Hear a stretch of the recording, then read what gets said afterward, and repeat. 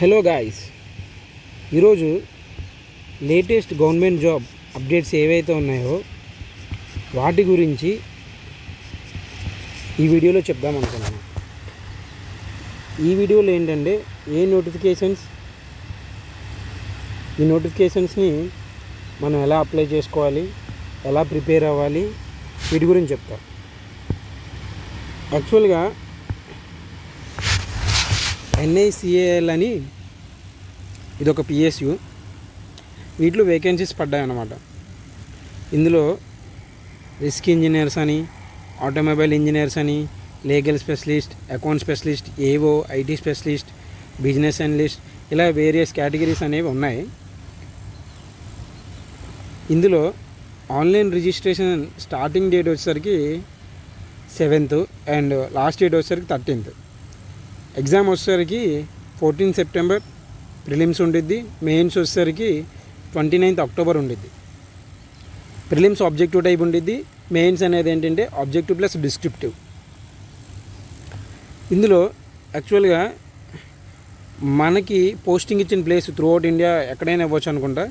ఇందులో first 5 years మాత్రం కన్ఫామ్గా అక్కడ జాబ్ చేయాలి. తర్వాత ట్రైనింగ్ పీరియడ్, ప్రొబేషన్ పీరియడ్ అంటే ట్రైనింగ్ అని అట్లీస్ట్ 1 year ఉండిద్ది from the date of joining date. Probation period ఉండిద్ది. తర్వాత 1 year ప్రొబేషన్ అయిపోయిన తర్వాత కన్ఫర్మేషన్ లెటర్ ఇస్తారు, మీరు పర్మనెంట్ ఎంప్లాయ్ అవుతారు. తర్వాత ఏంటంటే దీనికి ఒక బాండ్ ఉంది, 4 years బాండ్ ఉండిద్ది. ఒకవేళ మీరు ఆ బాండ్లోపే రిజైన్ చేసినట్లయితే 1 year gross salary should be paid. మీ శాలరీ ఎంత అయితే వస్తుందో అంత మీరు పే చేయాల్సి వస్తుంది.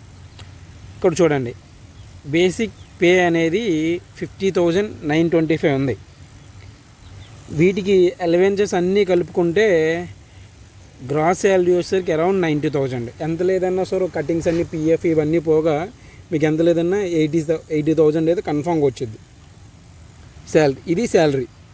ఇప్పుడు ఎడ్యుకేషన్ క్వాలిఫికేషన్ చూద్దాం. ఇందులో రిస్క్ ఇంజనీర్స్కి education qualification engineering graduation, post graduation in any discipline with minimum 60%.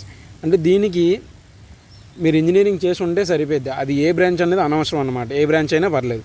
Next automobile ఇంజనీరింగ్కి వచ్చేసరికి ఆటోమొబైల్ ఇంజనీర్స్కి B Tech or M Tech or BE or ME in automobile engineering. లేదు అనుకుంటే బీటెక్ అనేది మీరు ఏ బ్రాంచ్లో అయినా చేసి ఉండాలి, కాకపోతే at least diploma in automobile engineering కూడా ఉండాలన్నమాట. సో ఓన్లీ బీటెక్లో ఆటోమొబైల్ ఇంజనీరింగ్ చేసిన వాళ్ళకి సరిపోద్ది.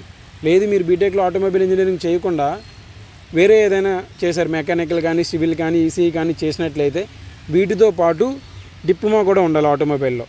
సో దీనికి ఎలిజిబుల్. మళ్ళీ తర్వాత లీగల్ స్పెషలిస్ట్కి లా చేసి ఉండాలి, అకౌంట్ స్పెషలిస్ట్కి CA చేసి ఉండాలి, చార్జర్ అకౌంటెంట్ అయి ఉండాలి. లేదు అనుకుంటే MBA ఫైనాన్స్ అయినా చేసి ఉండాలి.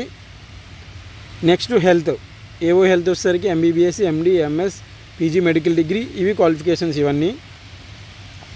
IT స్పెషలిస్ట్కి వచ్చేసరికి ఏంటంటే BE or BTech or ME or MTech in IT or computer science.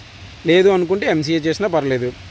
Business అనలిస్ట్కి ఏంటంటే bachelors and masters degrees in statistics, అంటే డిగ్రీ ఇన్ స్టాటిస్టిక్స్ అయినా పర్లేదు, లేదా మ్యాథమెటిక్స్ అయినా పర్లేదు. వీళ్ళంతా ఎలిజిబుల్ అన్నమాట. కంపెనీ సెక్రటరీకి వచ్చేసరికి చూడండి, ACS or FCS from ICSI and graduation in any discipline with 60%. ఈ రెండు కన్ఫామ్గా ఉండాలి.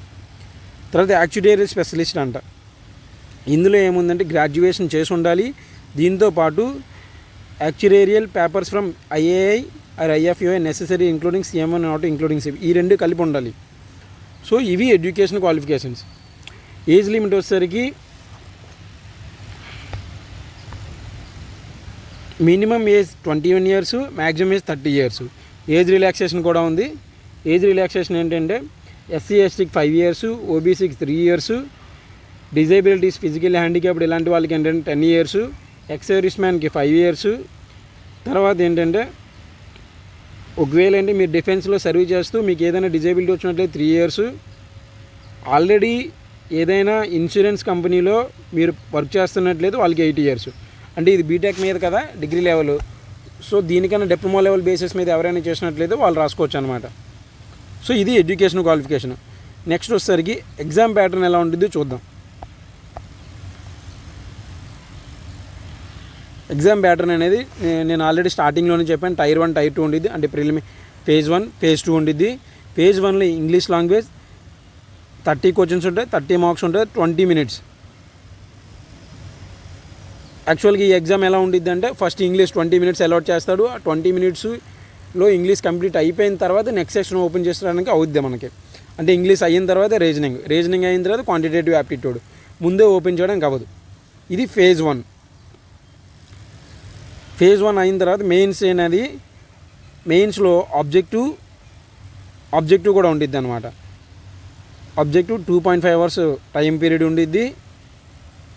ఇందులో సిలబస్ ఏంటంటే reasoning 50 marksకి 50 questions, test of English 50 questions 50 marks, test of general awareness 50 marks 50 questions, test of quantitative aptitude 50. Specialist ఉన్నారు కదా వాళ్ళకి ఏంటంటే test of reasoning 40, test of English language 40 and test of general 40, test of quantitative 40 in specialist stream 40. అంటే ఇది కోరు. మీరు అంటే ఇప్పుడు ఆటోమొబైల్ ఇంజనీర్ ఉన్నాడు, లేకపోతే ఏంటంటే లీగల్ స్పెషలిస్టు, లేకపోతే హెల్త్కి సంబంధించినవి, లేకపోతే అకౌంటెంట్ సంబంధించినవి, ఇలా పైన పోస్టులు ఉన్నాయి కదా, వీళ్ళకందరికీ ఎక్స్ట్రాగా ఇవి ఉండిద్ది అనమాట CBT 2లో. దీంతో పాటు డిస్క్రిప్టివ్ అంటే మెయిన్స్ ఫేజ్ 2లో పార్ట్ 1 వచ్చేసరికి ఆబ్జెక్టివ్ టెస్ట్, పార్ట్ 2 వచ్చేసరికి డిస్క్రిప్టివ్ టెస్ట్. డిస్క్రిప్టివ్ టెస్ట్ అనేది 30 minutes ఉండిద్ది, 30 marksకి ఉండిద్ది. ఇంగ్లీష్ లాంగ్వేజ్లో ఉండిద్ది. లెటర్ రైటింగ్ 10 marksకి, ఎస్ఏ 20 marksకి ఉండిద్ది. ఇది డిస్క్రిప్టివ్. సో ఈ రెండు రాయాలి ఫేజ్ 2లో. బట్ డిస్క్రిప్టివ్ టెస్ట్ అనేది క్వాలిఫైయింగ్ ఇన్ నేచర్. సో దీని నుంచి మెరిట్ అనేది తీయరనమాట. దీనికి నెగిటివ్ మార్కింగ్ కూడా ఉంది. 1/4 ఆఫ్ ది మార్క్స్ అనేది కట్ అవుతాయి. అంటే మీరు ఒక తప్పు పెట్టినట్లయితే 0.25 marks అనేవి పోతాయి మీకు. సో దీని తర్వాత ఇంటర్వ్యూ కూడా ఉండిద్ది మీకు. Interview phase 3. యాక్చువల్లీ వెయిటేజ్ ఎలా ఉండిద్ది అంటే ఆన్లైన్ ఎగ్జామినేషన్ అనేది 75% ఉండిద్ది, ఇంటర్వ్యూ అనేది 25% ఉండిద్ది. సో ఇక్కడ ఎక్స్పీరియన్స్ అడగలేదు, ఏజ్ లిమిట్ కూడా ఎక్కువ 21 to 30, రిలాక్సేషన్ కూడా కలుపుకుంటే SC STకి 35, OBCకి 33. అంటే మీరు ట్రై చేసినట్లయితే చాలా బెస్ట్ జాబ్ ఇది. శాలరీ కూడా 90,000 అలాగా. సో మీరు అప్లై చేసి ట్రై చేయండి. సో ఎగ్జామినేషన్ ఫీ వచ్చేసరికి SC ST ఫిజికల్లీ హ్యాండిక్యాప్డ్కి 100 rupees, రిమైనింగ్ క్యాండిడేట్స్ అంటే OBC వాళ్ళకి కానీ జనరల్ వాళ్ళకి కానీ 850 rupees. ఎగ్జామినేషన్ సెంటర్స్ వచ్చేసరికి ఏపీ ఆంధ్రప్రదేశ్లో ఏమి ఇచ్చాడో చూద్దాం. ఆంధ్రప్రదేశ్లో గుంటూరు, విజయవాడ, కాకినాడ, కర్నూలు, విశాఖపట్నం, విజయనగరం, అనంతపురం, కడప. సో దగ్గరలోనే ఉన్నాయి. మీకు దగ్గరలో ఉన్న సెంటర్స్ కూడా ఉంటాయి కాబట్టి వీలైతే అప్లై చేసి రాయడానికి ట్రై చేయండి.